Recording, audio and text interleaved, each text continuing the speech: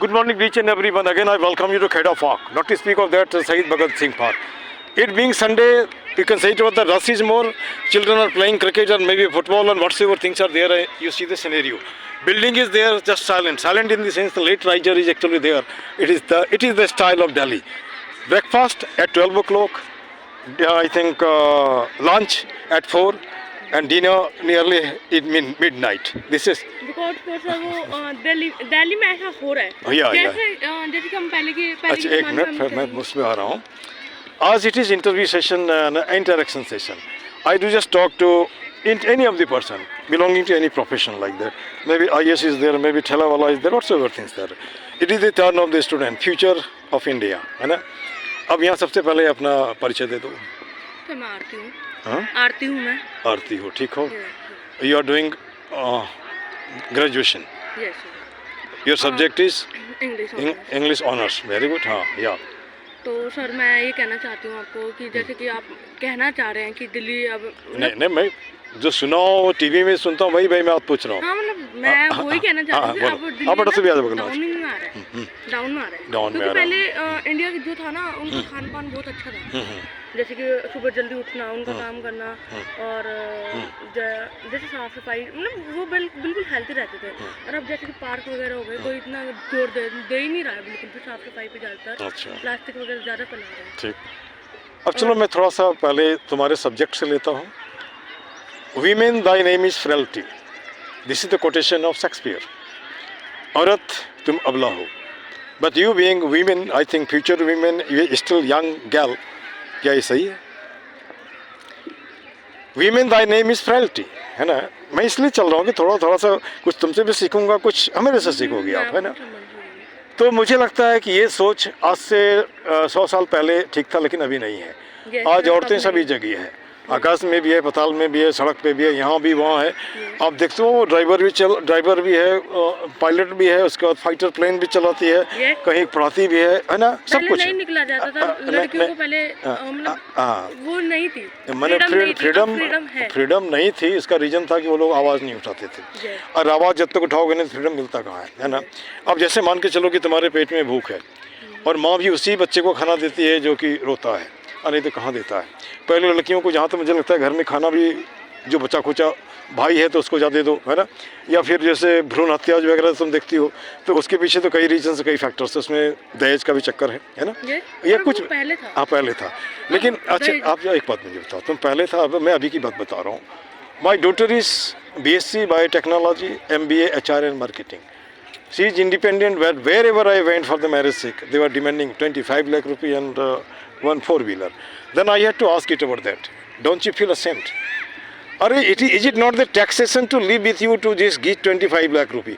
She is really supposed to be independent, है ना. कहने का मतलब वो जब स्वतंत्र है, जब खुद कमाती है, तुमसे एक पैसा नहीं चाहिए तो फिर दहेज किस बात का. लेकिन ये सड़ा गला सिस्टम जो है, इस सिस्टम को लड़कियां ही ख़त्म करेगी.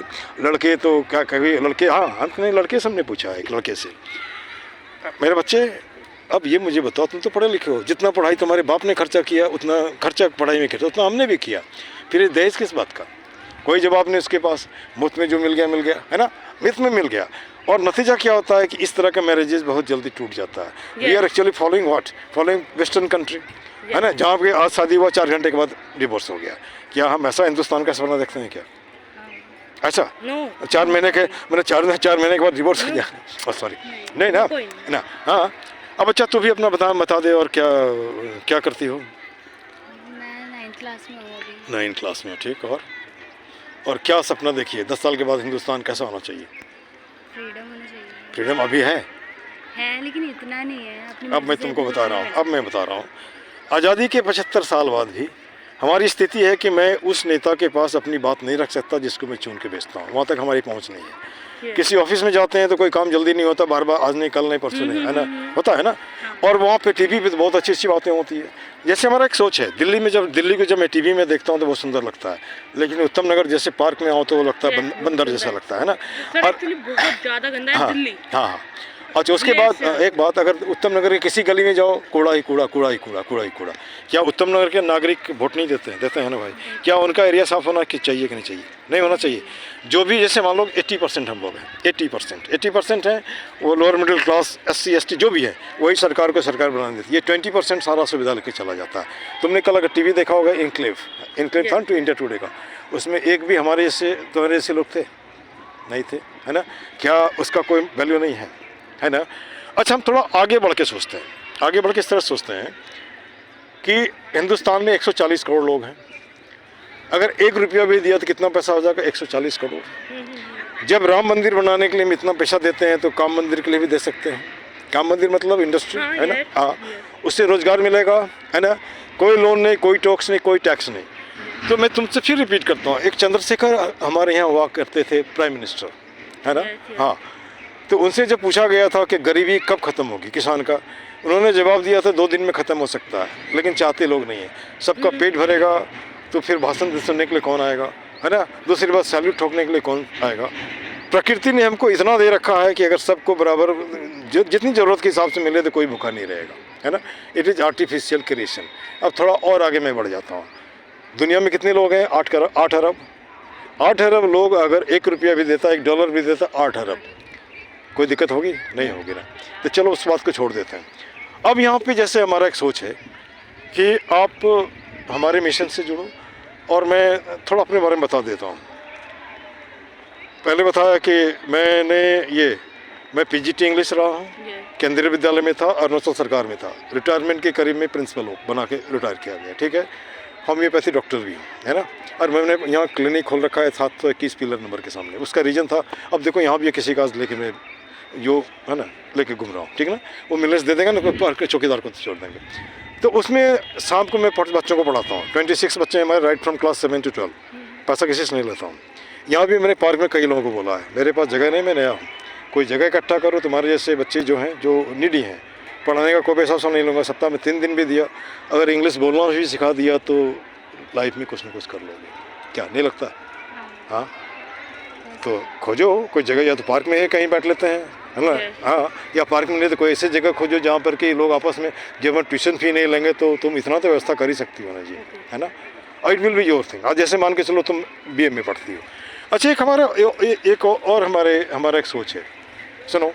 क्लिनिक हमने खोल रखा है, एक कोचिंग हमको खोलना है।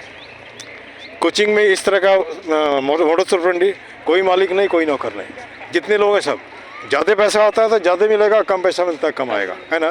तो उससे क्या होगा कि ये बढ़ेगा, बढ़ने के बाद हम रहें या नहीं रहें, ये चलता रहेगा, कुछ लोगों को रोज़गार तो मिलेगा।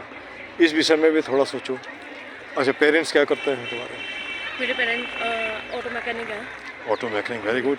एक दिन उनको भी हमारे इस वीडियो में, इसमें कैमरे में लाओ, क्योंकि कुछ लोग तो ऐसे तो है ना जो इस एरिया में काम करना चाहते हैं। उनका जॉब तो नहीं जाएगा, पूरे हिंदुस्तान में ही जा रहा है ना, ठीक? ऑटो मैकेनिक हैं। तो आप दिल्ली से ही हो ना, दिल्ली के बाहर से हो? दिल्ली से। दिल्ली प्रॉपर से, वेरी गुड। सरनेम क्या है तुम्हारा? मेरा सरनेम राजपूत। राजपूत है, बहुत अच्छा, वेरी गुड। कुछ कहना चाहोगे पार्क के विषय में, पार्क के बारे में? पार्क को और सुंदर होना चाहिए। जैसे हमारा एक टैगलाइन है, इसको रिपीट करो, एक ही मुद्दा एक ही नारा, बोलो इसको, एक ही मुद्दा एक ही नारा, सुंदर पार्क हो हमारा। इसमें किसी का कोई शिकायत नहीं है ना, ये तो हमारा डिमांड है। कुछ मिनटों का श्रमदान ला सकता पार्क में मुस्कान। ला सकता है पार्क में मुस्कान। गलत है? नहीं ना। अब अगले इस संडे तो छोड़ दो, अगले संडे में इस तरह का हमारे साथ, if you are willing you can do the thing. और रही बात जहाँ तक तुम्हारे लिटरेचर की बात है, तुम किसी टॉपिक पे डिस्कस कर सकती हो मेरे साथ। और हमने भी BA इंग्लिश ऑनर्स किया, उसके बाद MA किया, MA करने के बाद B.Ed किया, B.Ed करने के बाद LLB 2 पार्ट किया, PhD हमारा इसलिए छूट गया कि सर्विस में चला गया, LLB भी आधा पार्ट रह गया। लेकिन मैंने होम्योपैथी की पढ़ाई की नौकरी में जाने के बाद, वो तो वहाँ भी I am getting master degree, है ना, और वो चलता रहता है। This much, thank you very much.